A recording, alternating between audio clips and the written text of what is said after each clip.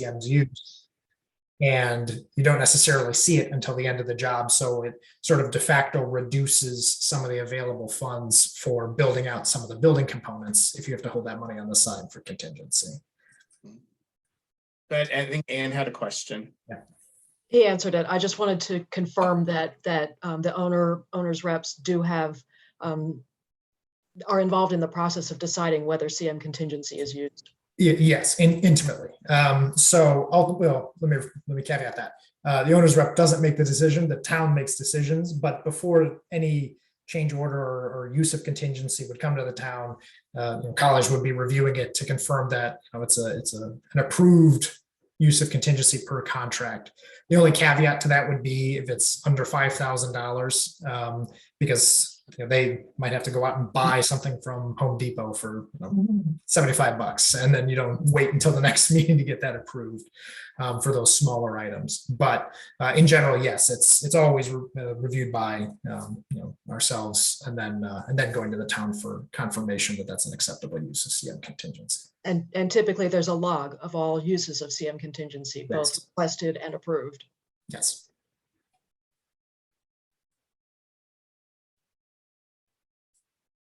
Anything else before I kind of move on through the rest of the document? And again, if there's not a decision made tonight, which there's no need to necessarily, just kind of reading through this after I've gone through my spiel, might be good to kind of see them kind of back and forth and generate some additional questions as need be. So I go to that third page. So yeah, there's the front end bid documentation prep that you were talking about, David. I'm sorry, that's the front end bid documentation prep, and then the bid packages, yes, are also developed by the CM versus just a single bid of the bid documents going for the general contractors. Now, Adam, on the front end bid documentation prep, it says CM does versus architect OPM.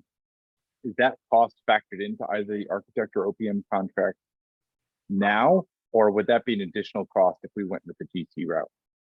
I'd have to double check the RFP. Tom, I don't know if offhand, if you recall, whether or not your RFP included the front end bid specs. Typically, or often it does say that depends, so that way it's covered in case there goes to the general condition or general contractor route. But Tom, I think it was written so. Sorry to interrupt. I think it was written so it would go either way. We certainly wouldn't charge any more one way or the other if you chose to go GC or CM. Okay, thanks. So at near the bottom there, you see I talked a bit about already the CM contingencies in the contract versus the general contractor doesn't have one. They just have their lump bid. One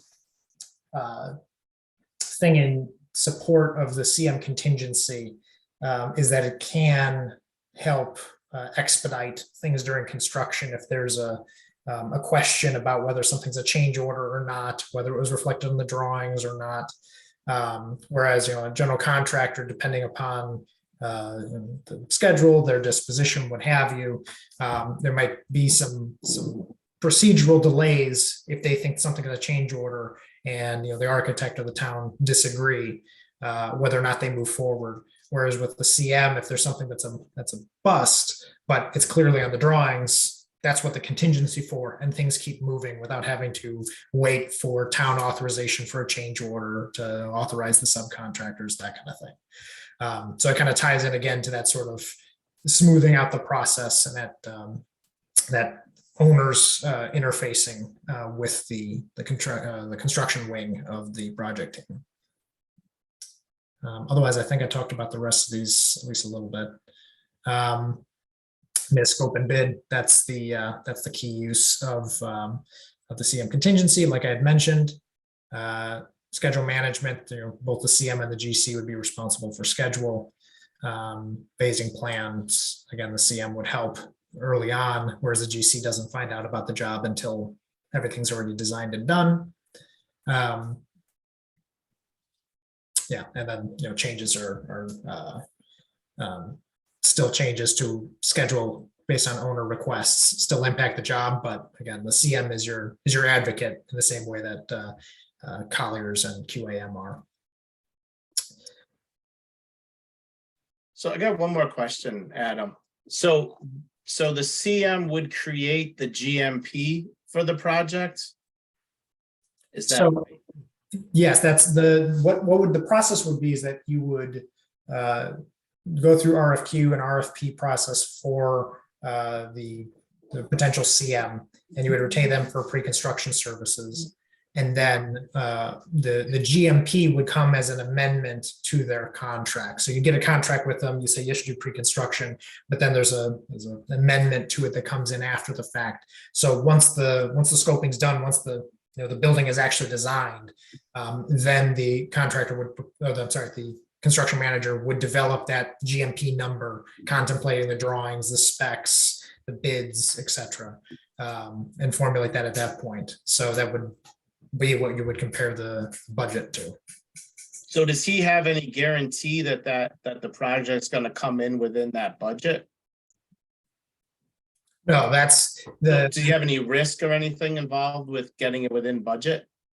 it's the same amount of risk in terms of developing the drawings. If you design a skyscraper on the drawings, it's just because the budget now is 12 million doesn't mean that they're getting on board for a GMP of 12 million now. That would get established once those documents are done and the bids are in. Tom, are you going to jump in? It looks like you're. Yeah, I was gonna add to this. So what we've experienced is we have experienced that in our CM projects, there is a little less risk with the project coming in on budget. And that's primarily for the reason that the construction managers during the cost estimating process tend to strip as much scope out of the project as possible because they don't want any risk. And we go through an exhaustive process of doing the CM puts an estimate together, and then we have a third-party estimator do an estimate, and then you reconcile it and you try and put scope back in it, and it's a negotiation that happens at 3 different times. So in the CM marketplace, using the CM, we've had very good success coming in on budget at time of bid. But what we found is a lot of times we come in under budget significantly. It's because a lot of scope has been removed, and then it becomes very costly to buy that scope back out later. When you use the GC delivery method, we're doing cost estimation, right? So we don't have the actual contractor doing the estimating. We have a professional cost estimator that's helping us get to a scope and then we put it to the market. So I think you have a better chance of getting more scope delivered, at bid pricing. But there's a little more risk that you come in over, and then you either have to go through a value engineering process or a rebid process.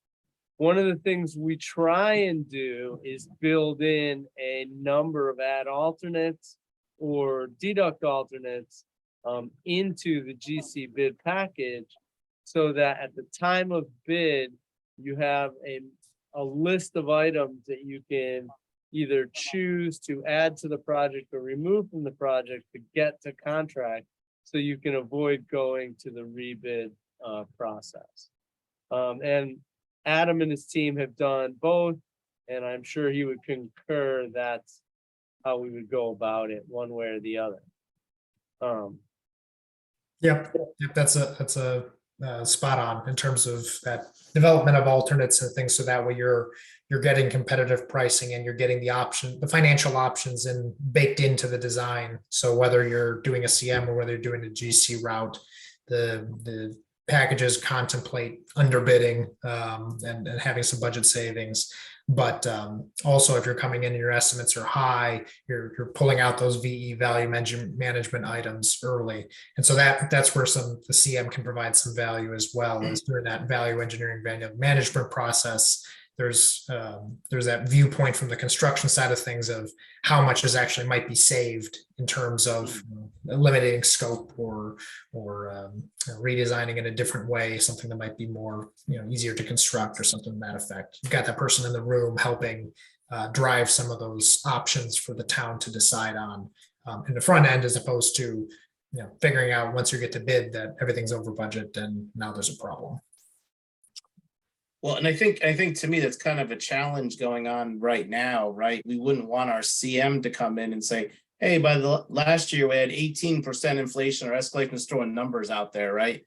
So like what Tom was saying, he starts removing scope, saying, I gotta get this thing within budget. And then our inflation is 1% next year or less, or whatever it is, right? And we could have had more scope added to our project. And I agree, those addendums or whatever you want to call them, add-ons are good. Yeah, I'm currently on a very large CMGC project right now, so I see it firsthand. A little different because the CM is the general contractor and here they're not. But escalation and inflation has certainly been the premier conversation the last 8 or 9 months, as you can expect. I don't expect the committee to make a decision tonight. And again, I don't think we need a decision tonight. But my experience is I like both delivery methods. But for a project this size, of let's say approximately 10 million, 12 million in construction, it's not a massive project. There was lots of contractors that can bond and execute this project. It's a big bidding field. I would say there are no occupants in the building. The contractor will have free run of the building and the site with little impediment. So there isn't this need for a detailed phasing plan or coordination with the community. So I don't see the types of complications where you would really want or need to bring on a construction manager. So from the committee standpoint, I would think that the only reason you would really want to bring on a construction manager as opposed to a general contractor would be to have that sort of professional oversight and representation at the point of the contractor. But you're a pretty educated committee, so I would seriously consider GC delivery method, because I think you'll get more asset for the dollars that you have to spend. Especially, Tom, if you're using an outside estimating service, which I believe you are. I mean, they're up to date on current trends and costs and inflation. So I would expect your estimate would be pretty close to what we would expect to get from a GC. I would think so, and we're gonna do it 3 times throughout the process. I mean, we've done this many times with general contractors, and sometimes it goes over budget. And you know what? We have it in our contract. We have to, redesign and rebid it. And we've certainly done that before as well. And definitely don't want to do that. But as your advocate, I want to make sure you get the very most amount of scope. And I think there's a pretty competitive bidding field out there for $10 million projects. And a lot of contractors would be highly interested in this project. Now, which one, sort of to Dave's point, if no one's got a crystal ball on what happens in the economy, and there's a lot of talk of inflation now, but if we go into a recession and bids tighten up, is there one method or another that would unlock additional value there, or do they kind of just capture additional profits because they bid it so early and then their prices went down and they were able to capture some additional profit instead of us realizing some additional scope? That's all timing. So, in either process is a bidding phase, either the sub-trade bidding phase or just the GC bidding phase. The only place you gain benefit in either is in the GC process. Not only are the sub-trades, putting a bid in, but the general contractors themselves are bidding the process. So where in the CM process, the CMs are essentially just telling you, hey, we're gonna bid all the sub-trades, but our fee is this. So depending on the timing, if we go into a recession, both processes will experience reductions in cost but you're correct. In the GC process, if it's already been bid out, then the GC benefits from being able to buy out his sub-trades at a lower rate. And in the CM process, it depends on when you bid it. If you bid it after the recession, then the sub-trades will be more competitive. But if it's bid to the sub-trades and then the market sort of goes down, you've already realized your sub-trade costs.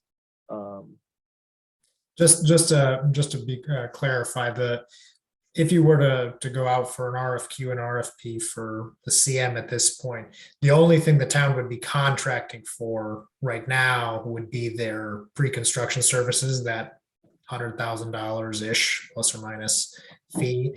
However, to Tom's point, the let's say the competitiveness of their CM fees, their how much CM contingency percentage are willing to put on, how much they sharpen the pencil on their general conditions that they propose as part of their fee, all that would be under the current competitive environment. The trades are always bid later under both sets of whether it's CM or GC. But again, back to Tom's point, I think your point, it's whether or not your main point of contract for the CM or the GC is done now, where it's not as competitive necessarily, versus in the future where maybe the economy's in a crazy inflation and prices have gone up, or maybe it's in a recession and everyone's trying to get work. That's the timing separation. But there's you wouldn't encounter a $12 million contract 2 months from now if you're doing the CM route. You're just doing the pre-construction services. That's the dollar amount that's under contract. But Adam, if you go GC, we're only going to get one bid. We're only getting one price, right? We're just getting, and the general contractor is going to be responsible for all of his subs. Yep. Correct. If we do the other route with the CM, they're going to put the packages out. Then who oversees those different disciplines or those different trades? CM does. They hold the contracts with the subs. Right. So the CM is actually they're the GC, but they're just the GC person, right? The superintendent, whatever you want to call that person, right? Overseeing the contract. So is there a benefit cost wise with that? Because the GC, if you go general contractor, he's going to have profits built in and risk for his subs, right? Into the cost that you wouldn't have if you had a CM. Well, right? Or not necessarily true. Generally, we find the CM process to be more expensive. That's my experience, but it's a little more professional process. In the case of the general contractors, it's more competitive because they have influence over their subcontractors. They can pick and choose who they bring to the table from a subcontractor perspective. They can buy their subcontracts out, for less, or they can, because in the CM process, all of the sub-trade contracts are publicly bid. So sub-trade contracts are what they are. In the GC process, the GC can submit a bid and then behind the scenes can buy those contracts out at a more competitive price to get to his number. So there's a little more incentive, or there's a little more ability for the general contractor to get to a lower number than the CM. In the case of the CM, everything's pretty much an open book. Right, right. Except that we don't really, and maybe it doesn't matter. We don't get to choose who these trade companies are, right, with the GC. We're just taking him. You Can't with don't. the CM either. Yeah. You What's that? don't. So there's a little more risk there, right? But a lot of times what happens in the CM process is you get let's say you have 16 sub trades and you have 5 or 6 bidders in each sub trade. A lot of times the CMs are pushing not to go with the low sub trade bidder because the next sub trade bidder is more experienced or more reputable, or they have a higher comfort level, again, less risk. So you're spending more money for less risk, whereas in the GC, process, yes, there's a little more, so, it's a little more, I don't want to say a gamble because you're hiring a professional general contractor who's licensed in the state to do the work, but you have less choice over who the subtrade contractors are. Well, as Tom mentioned earlier, all of it's publicly bid and so has to follow all those processes. So with the GC, there's no choice. You have excluding something wrong with their bid, your general contractor, will be the lowest responsive bidder, and you won't, as Tom mentioned, you won't see their sub trades. That'll just be who they've worked with, who they've negotiated with as part of their lump sum general contractor bid. With the CM, you get to select the CM based on their qualifications, not just the fee, but as each individual package is still bid out publicly. So the CM can't just say, I'm going to take the high bidder on the electrical package because I really like this firm. That they can't just inflate it because they want to. In the private sector, there's more flexibility in terms of who's selected and when they're selected prior to GMP. But there's still, the town is not going to be able to say, we want this electrician just because we want them, regardless of which route you go. The difference is, do you have the additional costs, the CM contingency, et cetera, to select who you're working with on the single point contract basis with the town, with the construction manager? Or is it just, we put it out and whatever GC we get is the GC we get? One last note, sorry to interrupt, is we can also, in the GC process, we can ask general contractors to submit with their bid, their major subtrade contractors that they've included in their bid. So they could give us a list of the subtrade contractors of which they've included in their bid. So you have an idea of who their subtrade contractors are. So you can get that information at time of bid. And again, it is the lowest responsible bidder. So it doesn't necessarily mean you have to take the very lowest bid, although you have to have justification really not to take the lowest bid. Yeah, good information. Wouldn't that be the same for both though? I mean, you don't have to go with the lowest bidder on either route. You'd have to Correct. justify why it's not a responsive bid. So it can't just be. Yeah, on both. On both, So yes. that's not a positive and negative for either one. It's just the process. Agreed. Okay. I just want to make sure that was clear. So in the CM route, that our committee has to pick every single subcontractor at the end of the day? Or are there some that are sort of that the CM will pick? So yes and no, but realistically, usually what happens is in the CM route, once all of the subtrade, well, in both routes, once you've received the bids, we vet the bids. But in the CM process, let's say there's 16 subtrades, the CM will have bid reconciliation meetings with the low 3 bidders in each subtrade. So it's like 50 meetings, and usually the architect attends that, or a representative from Colliers would attend that. We go through each bid, the CM vets each bid, make sure the scope is in each bid. So we're witness to that for the committee. And then we would report back to the committee and say, we recommend these 16 subtrade bidders. And certainly representative from the committee is welcome to go to those meetings, but I have to tell you, it's fairly exhaustive and painful. In the case of the GC, we would do a GC bid evaluation, a scope evaluation. We would try and meet with the GC, meet with their major subcontractors. But in a lot of cases, they haven't always bought those subcontractors out. So the scope reconciliation meetings are significantly less because you have less oversight over who's on board at the time of the reconciliation, and you have less information. In the case of the CM, you get gobs of information back. But the The town. benefit has- to the GC, one of the benefits to the GC is you're bidding to one contractor. So the contractor owns all the scope. He owns the gaps between the sub-trade contractors. So if the electrician carried something and the plumber didn't, or vice versa, it doesn't matter. You just have a contract with the GC, he owns your project.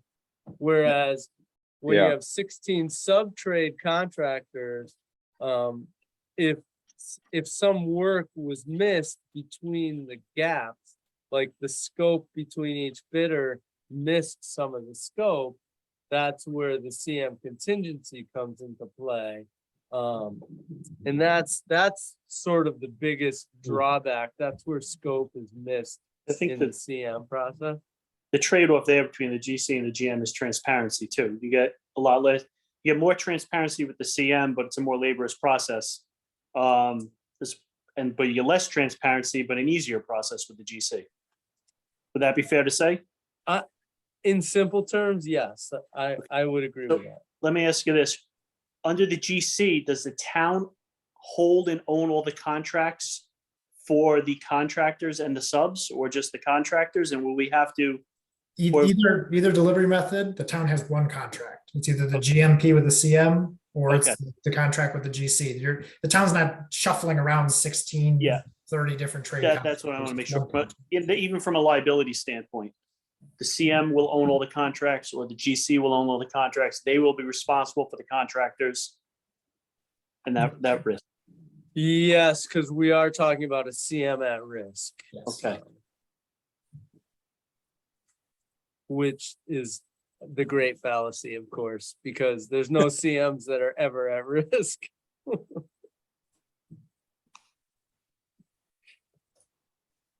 So if the CM at risk contingency gets exhausted, who's responsible after that? Is the town now responsible because we're filling in the gaps, or is the CM now have to take it out of their own pocket? Within the CM. That would be the CM. Okay. If it's truly a CM contingency item where they missed the scope, now they might come back and argue that it's wasn't in the drawings, it was confusion, or therefore it's a change order. And CM contingency does not eliminate change orders. So if the town, wants something better, or if there was something that was missing on the drawings, for example, there still could be a change order to increase the CM's contract. But if it was, they continue to make mistakes on their bids and we forgot all of the roof, and it's now a $3 million problem or something ridiculous. That would be underneath their scope in their contract, so long it was clearly shown on the contract documents. The CM contingency adds a whole new layer of argumentative discussion in the process, because the CM will protect their contingency like a rabid dog, because they want to protect it for their use or to cover gap mistakes or anything that they have, and they will fight very hard to have control of that contingency without significant oversight. It never fails on every project that we have arguments at the table. Well, should this come out of owner's contingency or CM contingency? Because the CM wants to protect their contingency. Yeah, I mean, in my experience with renovations, although at the residential level, not the commercial level, but the devil was always in those gaps. And there was always stuff that the plumber assumed the framer was doing, the electrician assumed the insulation guy was doing it. Like there was always a lot of that kind of stuff that happened. It adds up. It was all small stuff, but it adds up. And that part feels like a big risk to me. And gives me, having a GC that sort of says, look, you're responsible for all of that. It helps my mind at least, because it feels like that could be a big contention. So I don't know if there's any, if you find that to be the case, that like on a renovation, you get less of that argument and just someone takes care of it in a GC contract versus a CM, or if there's any difference there. Either a CM or a GC will push for change orders as much as they are prudent, because that increases their contract value. So if something is not shown on the drawings, for example, either one is going to push for a change order to increase their contract value, because in the case of this, GC, that is just money to cover their costs or their profit or whatever. With a CM, to Tom's point, it protects their CM contingency and increases their costs. If it's something that's clearly shown on the drawings, in either case, the contractor owns it. It's just a function of whether it's just a straight hit to the GC's pocket, or what the unknown pocket of how much profit they are or are not making, versus the CM contingency, which we know what it is, but it's still coming out. It's less money returned to the town at the end of the job if they reduce their CM contingency. So, or a straight out of their pocket if it's not a contingency item. If they, they blatantly made a mistake and they smashed down a wall, that's something that's typically excluded from the CM contingency use, because it's negligence on part of the contractor or the subcontractor. So, to Tom's point, it will get down to the nitty gritty at the table in the trailer about what an item, which bucket it falls into, regardless of whether it's a GC job or CM. Sure. It's just identifying who missed what and how forthcoming the CM or the GC wants to be. Yeah, I agree. Either way, each contractor is trained to find changes in the contract, and that's just part of the process. So. No, good conversation, guys. Eileen, do you have any questions? I think she's done.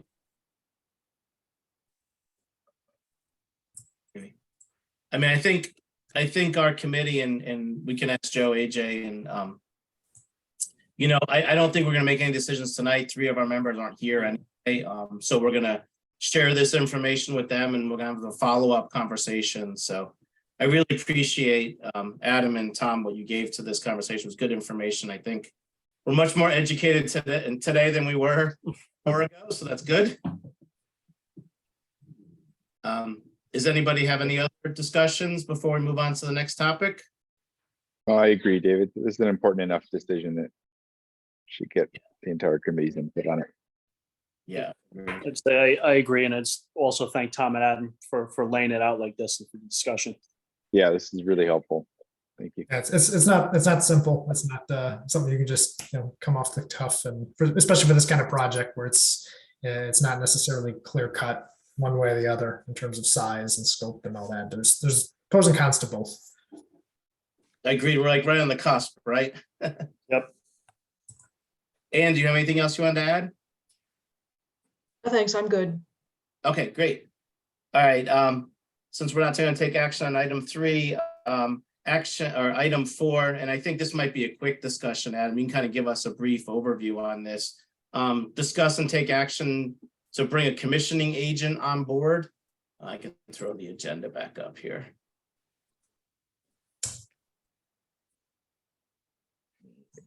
Yes. So with this project, because it's not a state grant school project or something of that nature, there isn't a hard and fast requirement that the commissioning agent be brought onto the project like there would be for a new elementary school or something of that nature. So in general, commissioning kind of serves two facets of the project construction process, or well, three facets. They are part of the design process, similar to the the CM and OPM, but they're focusing on establishing owner's project requirements and ensuring that the mechanical systems and the building is functioned as the building as designed ultimately meets what the owner intends it to do for things like temperature set points and lighting controls and those types of mechanical elements, as well as the mechanical portion and then the envelope portion of it, where they're looking at the envelope details and materiality and things of that nature, all typically related to the just overall energy use and transfer in the building. So they work through the design side of things, and then during construction, they're instrumental in taking the mechanical system from something that is in the building, turns on, functions, meet code requirements, to, again, does it function in the way that meets the owner's specific wants and needs and desires for those systems. So does the control system work? The integration with the lighting system, yes, it might meet code, but does the owner have additional preferences and needs and wants that they add to that? Does it, the temperature control throughout the building function the way the owner intends, as opposed to just in the way that satisfies the code requirements? So that's sort of niche technical level. Yep, Tom. One benefit to the commissioning agent is if you bring them on early, they will also do an evaluation of the design. And there's benefit there. I don't recall, Adam, if you guys had commissioning agent in the project budget, but this is a good expenditure if it's in the project budget, and it makes sense to ensure that the mechanical systems of the building are operating at their best possible efficiency. So if the monies are available, the design team recommends you solicit proposals or go out to RFQ for commissioning agents. And so, yeah, it's that exactly as Tom said, it's that they're the ones, the mechanical engineers out there ensuring that the components are installed as designed, but that installed and as designed is different than functioning down to the nth degree. And especially if the project's utilizing a geothermal system, there's tuning and ensuring that you're getting the most out of that system, as opposed to, yep, we set it to the manufacturer's requirements and the specifications, and we flip the switch, and hot air is coming out in the winter and cold air is coming out in the summer. There's more to it than that can be utilized to optimize the building systems. And then if there's any envelope testing, whether it be the roof or the windows that are done through a testing party, the commissioning agent would also review those processes. So for this project, it is not as stringent as, let's say, if you were doing a targeting net zero or something like that for the building as a key core requirement. You have to have a commissioning agent to help ensure that process, to make sure you're actually getting down to your energy uses levels. Because the project's not going to that exacting of a level within the requirements of it, and because there's no state requirement, that's why there's discussion of should one be brought on. But to Tom's point, they do they serve that I don't want to say niche, but that element of the mechanical systems and the envelope systems to ensure that it's performing and optimizing as best it could. And what was it? Adam, do they carry with the inspections too? Say that again, you broke up the first part. Oh, sorry. Do they coordinate the inspections too then with the systems? So typically, like in construction, you'll have commissioning review meetings, and they'll establish their pre-functional checklists and kind of go through that process. I mean, that doesn't, they're not saying that the mechanical engineer needs to come out on this date and while they're doing their walk to confirm compliance with the scope documents. That's still coordinated through the design team. And the contractor will still coordinate with, the building official and whatnot for actual, code compliance checks and things like that. But when you do have a commissioning agent on board, they typically do kind of rise that level of helping to organize some of those elements because there's so many bits and pieces and moving parts. And if your CM or your GC has, the building controls contractor, and maybe they're different than the AV lighting contractor, and maybe they're different than the electrician or the HVAC contractor, they're working in to get it done so that way it, meets code, turns on, finishes what the design drawings say, but the commissioning agent will help plot out where all of the tests need to take place and what the levels need to be done to make sure that they're actually testing in a way that makes sense as opposed to just the proverbial, yep, hot air is coming out, or yep, cold air is coming out. They're taking on that sort of higher level but more granular role focused on just the commissioning systems because there are so many, or mechanical systems, because there are so many components that go into a modern system these days. It's not like you just have a light switch in the room and that's it. There's a lot that goes into it. In terms of budget, was the commissioning agent budgeted for as a That's line going to item? be my question, Joe. Yeah, I There believe is a so. budget line item for commissioning agent. there is. Yes, there is. So the process would be likely a little less involved than the architect and the CM selection processes. So you might not do interviews. I've had interviews with commissioning agents. Those presentations are not often the most exciting when you get into some of the granularity of items, and they're not going to be as front facing as the architect or a CM or the OPM would be with the committee in the town. They're much more of a back end consultant that Tom and Colliers, and if there's a CM, they would deal with. But it's not as much of you would still select on more than just costs on referrals, but it's not as much as we really get along with the commissioning agent. That usually isn't as highly ranking as it might be with the design team to understand your design needs, or a CM to serve as your construction advocate. So that process is a little shorter. Usually maybe just do a combined RFQ, RFP, that kind of thing. So if Yeah, they, oh, go ahead. I was gonna say the very best commissioning people speak in BTUs and CFM. Their social skill set isn't exactly rock star status. So is there a possibility that if they identify something where a system works, but it doesn't necessarily work the way we want it to work, then could that add to the scope of the price of the job? Or is that, well, you didn't get it done to what we wanted, so you just have to go back and fix it? So Yeah, more often it's meant to make sure that it's in alignment with what the design intentions were to be. So they'll make sure that the contractor's installing it to peak performance as specified. So there will be, as part of the commissioning agent's duties, they typically develop commissioning specifications that get baked into the contract documents, whether it be the CM or the GCs. So it's any criteria that get established get baked into those, and it's you didn't install it the way it was designed, the way it was intended, the way it was specified, and these are the things that aren't passing muster, and that's why it's failed this portion of it. You need to fix it.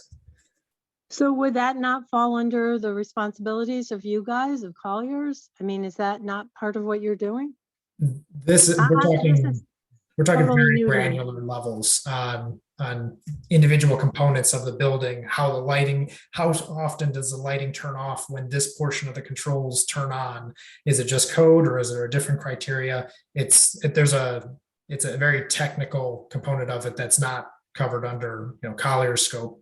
And the mechanical engineer develops specifications, but again, there's a difference between getting something that's code compliant and having some baseline specs versus getting down into those nitty gritty levels of how things are operating, target energy usage, that kind of thing. So that's the commissioning agent's fee is far less than what the OPM or the architect or a CM would charge. It's a more focused, nuanced component of it, which is why it's technically not required for this project, but that's why it's something for the town to consider. And we should also consider, keep in mind that I think, well, it will be 100% new mechanicals for the building, right? Plus sustainable geothermal, and is there any plan for photovoltaic or solar? I don't recall. Or was it just geothermal? I don't think we had PV in the, Yeah, I'm just trying to Sure. think about systems integrations and trying to get all the mechanicals working and working together as efficiently as possible.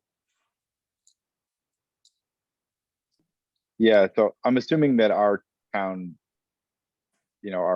building people are not capable of doing this type of work. That's why there's a professional service that sort of offers it, that's sort of outside of the scope of what they would normally be able to do when they're signing off on the mechanical systems. Is that accurate?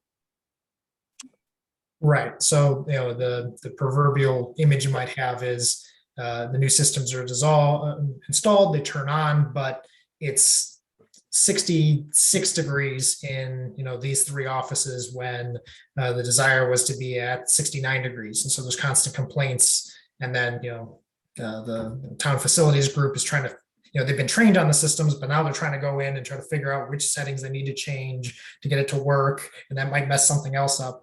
The point of the commissioning agent is to iron all that out. So when the building opens, it functions as intended, rather than trying to reinvent the wheel after the fact with town maintenance staff and their understanding of the control systems. Well, to that I don't- point, is there any sort of guarantee or warranty on that work that's typically done? And that they say it's fine, the building opens, and then we start getting complaints and there's a cost to get it fixed. So there's there may tend to line between what the owner's project requirements were established at versus what ends up shaking down the line. So the commissioning agent will hold meetings with the town stakeholders to identify what some of those criteria are. We want the offices to be able to move up and down 2 degrees, but no more. Let's say that there are 3 new staff to come in and they want to go, I want it to be a sauna in my room. I want it to be 74 degrees all the time. That sort of thing isn't contemplated in, Right, it makes sense. end period, because it's a preference. And that's just one example, but that's the point of establishing those owner project requirements is, town, what do you want the building to do? And then we develop the tests and criteria and work with the mechanical engineer to ensure that the building performs that way. And here's the test data that shows that it does. If later on, there's a complaint from someone based on their perception, but it's performing that way, then that's a perception piece, right? As opposed to a non-compliance. Right. Commissioning agents had a bad rap for a while when it first became in vogue because it was very, very expensive. But the cost for commissioning has come down significantly in the last 5 to 10 years. So usually it's not a really big cost to your project. And generally we find it's worthwhile if you can afford it. And can you tell us how much is in the budget? I don't have the budget in front of me for that.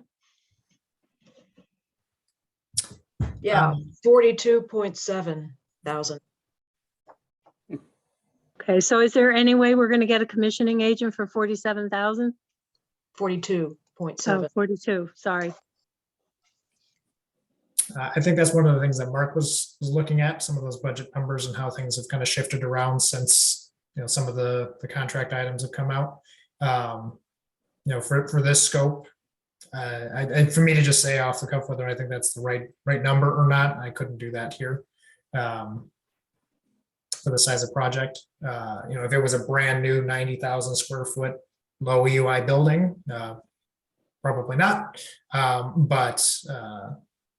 It's, again, I think I would look, well, when Mark develops some of those budget nuance numbers, that's something that he can comment on. How much does the cost of the commissioning agent depend upon the complexity of what we specify in the design? It depends upon it. And not only, what type of systems, how many systems, and what the integration's like, but also to what extent some of the post-occupancy monitoring is provided.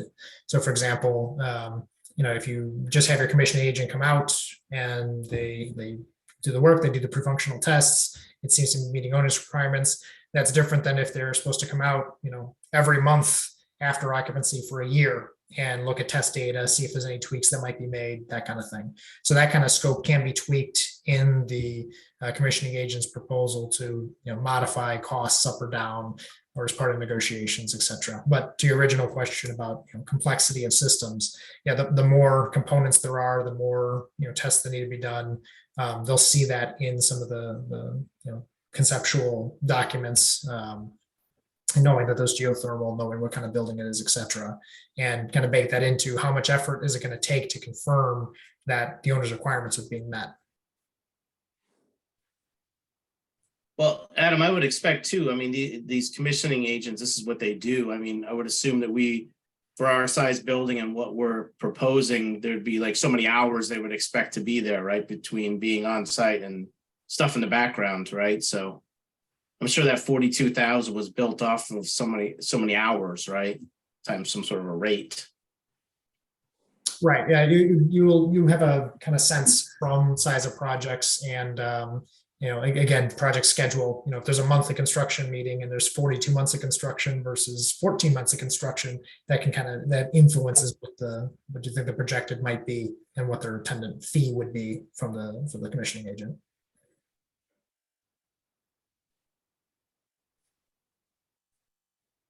Do you, Tom and Adam, do you both find that when a commissioning agent comes in, they usually find stuff and there are usually adjustments that make the building more cost efficient because it's running at a higher efficiency level from an energy usage, and that sort of helps justify some of the cost? Or do you find that it's sort of hit or miss whether they actually find something and sometimes stuff just works fine? My experience has been more so on the actual verification of the install side, meaning the commissioning agent usually finds out that the MEP engineer or the MEP contractor has installed it either wrong or not entirely right. It's not performing right. The controls aren't aligned right, and gets the system tuned. The MEP contractors are technically responsible for delivering the system that way, but these systems have become so complex that the commissioning agents really help the design team and the owner hold the mechanical contractors accountable to deliver the system and get it, sharp. And then once it's sharp, it's performing to 98% of what its design efficiency is supposed to be. So that's the way I'm sort of envisioning it, is this is a check against a highly technical set of installations done by engineers, but it's none of us can guarantee that what they did is accurate. And this is sort of the check against that accuracy to make sure it was all done correctly. Is that the case? I think so. And I think that, having the commissioning done, at or shortly after install, right before you take occupancy of the building, is the most valuable. Having it checked, let's say a year post occupancy or 6 months post occupancy, is valuable to see if there's been any significant variations from the day one install. However, having long-term evaluations, I don't know how much that really yields, unless you have a very highly technical system.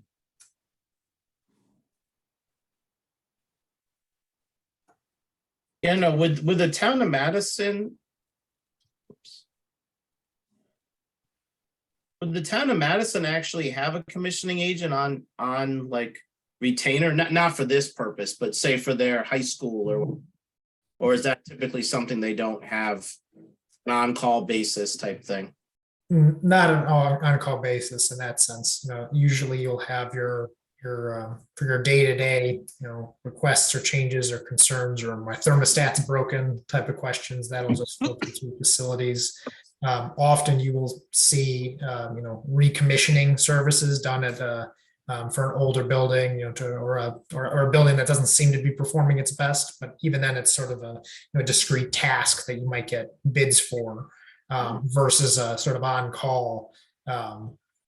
Because then that can get, you have this, it gets harder to manage staff in that way versus, we'll look at your system, we'll evaluate your system. But for day-to-day items, that's what the training, the facility staff is for, so that way they can, review, facilities director can go into the BMS system and see what's going on, for those small changes. And if there's something drastic, 10 years down the road, or the building's uses dramatically changed and all of a sudden now there's heaters in all the sorts of the building because everyone, wants to be all warm, they can do another set service, but not on like an on-call retainage basis necessarily.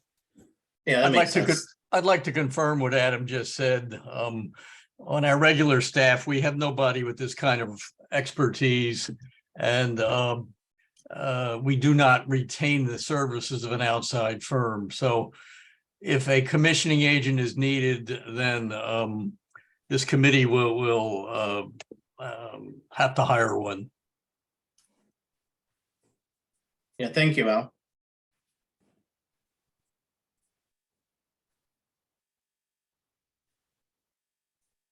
All right, does anybody else have any comments?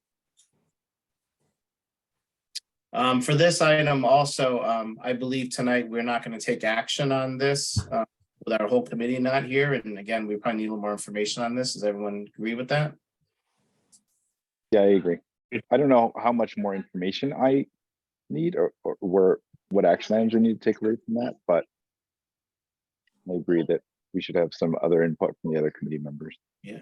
And Adam, I don't know if we already talked about this. How quickly do we need to make this decision?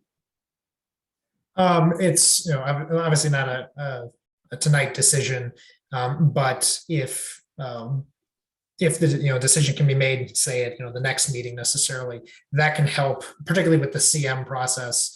If the committee elects to go with the CM, to get some of those RFQs and RFPs developed, motion out on the street, etc. The commissioning agent's a little faster to turn around, and it's at the schematic design phase, it's less grave that they're involved. They might not even take a peek at the schematic design documents because you really haven't gotten into the nitty gritty on some of the systems. If we know the overall mechanical system, there's not much to comment on, and the envelope system is not much to comment on at that point. So short answer is not great for tonight, but the sooner a decision can be made, the sooner some of these RFPs and queues can go out. Got it. Yeah, I think we meet in 2 weeks, so that's not too long a time. And then Colliers would put out the RFP for that. Yeah, it would be the same processes, but the architect that would get developed and put before the town to publish. Okay, thanks. All right, Eileen and Ann, you're good with pushing this off to the next meeting also? Yes, absolutely. Perfect. All right, next item on our agenda, liaison committee member remarks. Al, I think you're our liaison, only one here tonight. Have any comments for our group? I'm afraid I don't. I'm happy to respond to any questions, but I think as far as the selectmen are concerned, you folks are rolling right along and hitting your milestones and meeting our expectations. So congratulations. Awesome. Oh, quick question, Al. Did the QA&M contract get signed or approved? I guess it was. I would probably look to Adam for that. As far as I know, there are no hurdles left.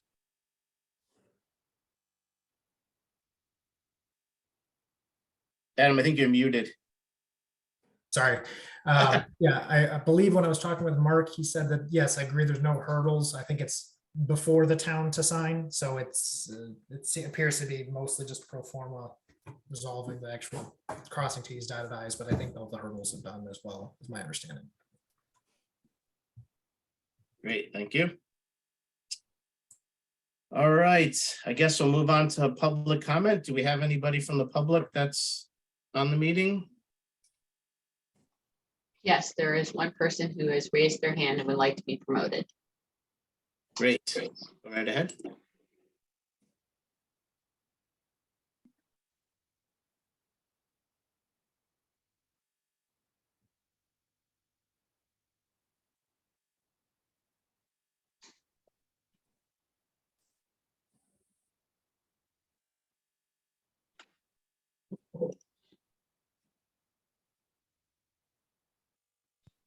Kevin, you're muted.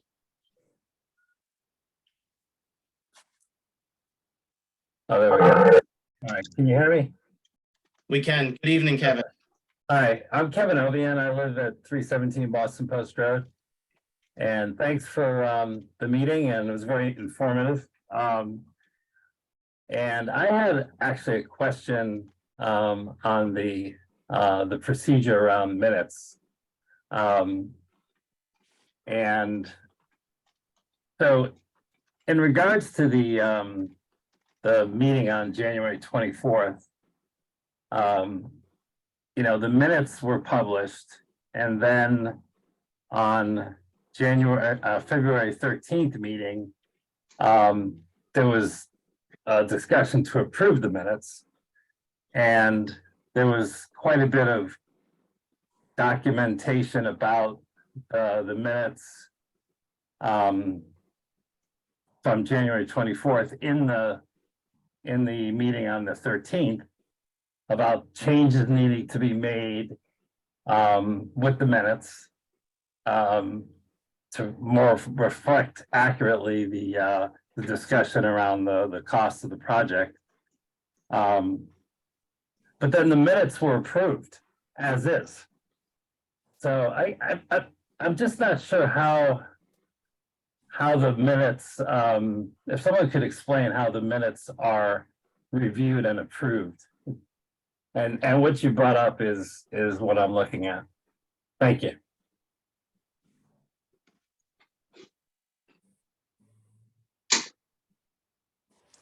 Yeah, so I believe what you're referencing, Kevin, is we had taken a motion to review the minutes from January 9th at our subsequent meeting. And what meeting was that? Was that the 18th? I believe. We had comments to the 9th meeting. So I don't believe we had approved them prior to the comments being added in. Yeah, I'm talking about the January 24th minutes. January 24th. I don't, oh, you're saying we approved those with these comments? Is that what you're saying? Yeah, I mean, you see that it says, there's a whole paragraph there. It says the board observed that the January 24th minutes caused a stir on social media. I actually initiated that stir. So, you know, it was a fairly, you know, positive back and forth, just trying to better understand. So then there's this whole paragraph here that talks about how the minutes can be better clarified, which I agree with. But then it says motion by Joan and seconded by Ann to table the minutes for January 9th, I think it says, and approve the minutes for the 18th and 24th as, and I can't see that in the pictures on the way, but it says as they stand.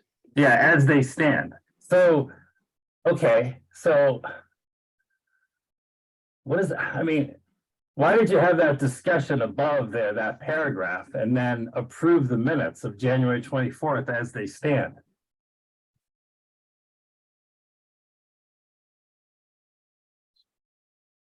I'm just reading that now. Yeah, me too. So, yeah, so it looks like we tabled the minutes from the 9th. Right. And at that meeting, so on the February 13th, we approved the minutes from the 18th and the 24th. Yeah, I was gonna say, And then you're saying that there's this paragraph above which comments about January 24th minutes.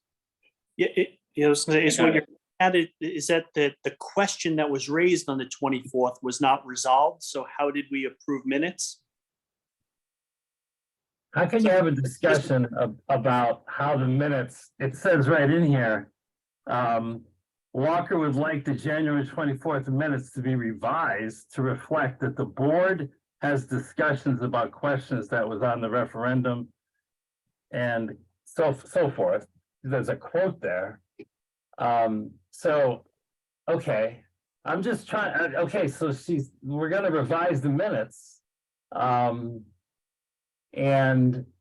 then the minutes are approved as is. That's my question. Scroll back down. Oh, you want me to scroll back down? Yeah, I was just trying to get to the top of the.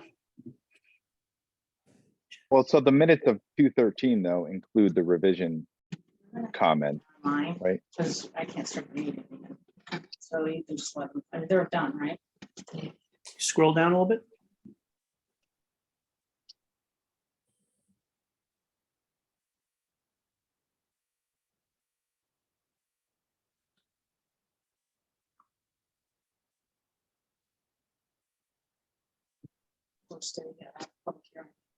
David, I need to interrupt for a minute. I have to go run the Board of Finance, Board of Selectmen meeting, Okay. and I had mentioned that. Can I pass off the meeting to you? To me, Yes, giving you Um, hosting abilities. I guess, sure. What do I have to do?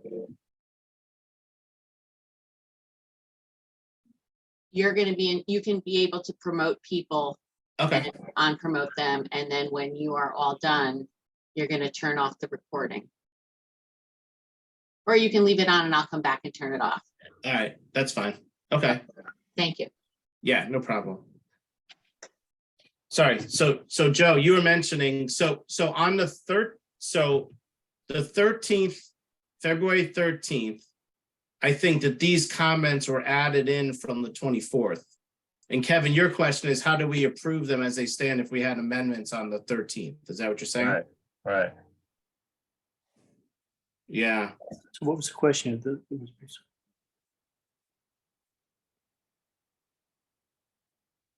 I mean, the revision is reflected in 213. I guess the question is just, so, do we also need to reflect them in Yeah, did we go back 124, right? 24th? So I think the discussion we had on this date on 213 was the 24th minutes were approved reflecting Joan's comments, and that's what was documented in this 213 meeting. Now the question, yeah, so the revision is in the meeting minutes in front of us, which is 213. Did we go back and revise the 24th meeting minutes? I don't know. I think we just left it in this 13th 2/13. yeah, we typically wouldn't, so Joe, I think typically we wouldn't go back and amend we would show the reflected on the next meeting minutes, which are these. With these, so I think that Well, follows. But to Kevin's point, it shouldn't say as they stand, it should see as amended above. Or- Okay. Yeah. Right? I think that's the wording that may be off, Kevin. Is Yeah, that yeah. as amended at this meeting? Yeah, I'm not trying to, pick it, real details here. I'm just trying